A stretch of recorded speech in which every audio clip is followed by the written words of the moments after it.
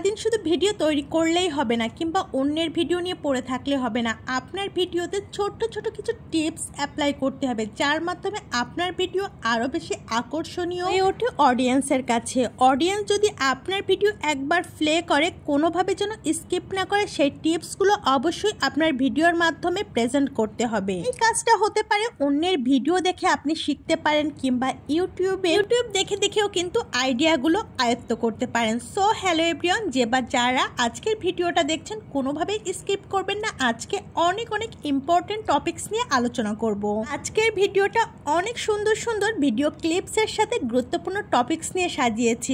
Skip না করে শেষ অবধি আমার সাথে থাকবেন আর আপনার ওপিনিয়নটা অবশ্যই শেয়ার করে যাবেন। প্রথমত, আপনি যখন ভিডিও ক্লিপসটা শ্যুট করার সময় কোনোভাবেই আপনি হাতে নিয়ে ভিডিও শ্যুট করবেন না, তাতে আপনার ভিডিওটা শেক করবে আর তার ফলে আপনার ভিডিও ক্লিপসগুলো কিন্তু সুন্দর আসবে না। যখন ভিডিওটা নড়াচড়া করে, সেই ভিডিওগুলো ফেসবুক যেমন পছন্দ করে না, অডিয়েন্স ভাবে পছন্দ করে না, তখন অডিয়েন্স আপনার ভিডিওটা স্কিপ করে অন্যথা চলে যায়। তাই আপনি যখন ভিডিওটা শ্যুট করবেন, এই বিষয়টা অবশ্যই মাথায় রাখবেন যে কোনোভাবে আপনার ভিডিও যেন নড়াচড়া না করে। এর জন্য যখনই আপনি ভিডিও শ্যুট করবেন, একটা ট্রাইপডের মাধ্যমে ভিডিওটা শ্যুট করবেন। আপনি যখন ভিডিও শ্যুট করবেন ট্রাইপড দিয়ে, দেখবেন আপনার ভিডিওর ক্লিপসগুলো কত স্মুথলি শো করছে। দ্বিতীয়ত, আপনার সাউন্ড কোয়ালিটি। হ্যাঁ, সাউন্ড কোয়ালিটিটা অবশ্যই গুরুত্বপূর্ণ বিষয়ের ভিতর দ্বিতীয়ত। আপনি যখন ভয়েস ওভার করবেন,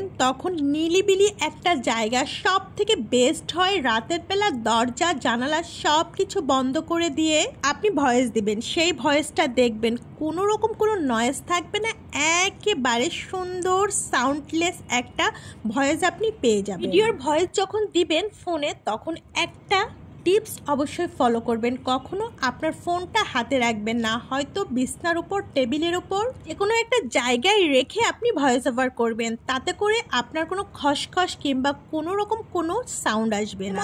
দেখবেন যখন আপনারা ভিডিওটা হাতে রেখে ভয়েস দেন, সেই ক্ষেত্রে কিন্তু আপনি হালকা যখন নড়াচড়া করেন, তখন কিন্তু খসখস একটা শব্দ চলেই আসে।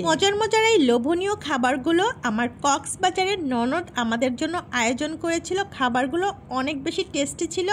অনেক ধন্যবাদ লাইলা আপু। এই দিনগুলো অনেক বেশি স্পেশাল ছিল আমার জীবনে, কারণ আমার মেয়েকে নিয়ে আমি প্রথমবারের মতো এরকম সুন্দর কিছু মুহূর্ত পার করেছি।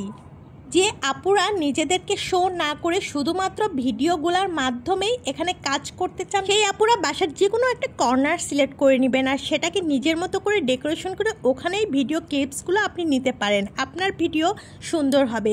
আমার ভিডিওটা যদি ভালো লাগে, একটা লাইক শেয়ার করে আমার সাথে থাকবেন। আসসালামু আলাইকুম, থ্যাংকস ফর ওয়াচিং।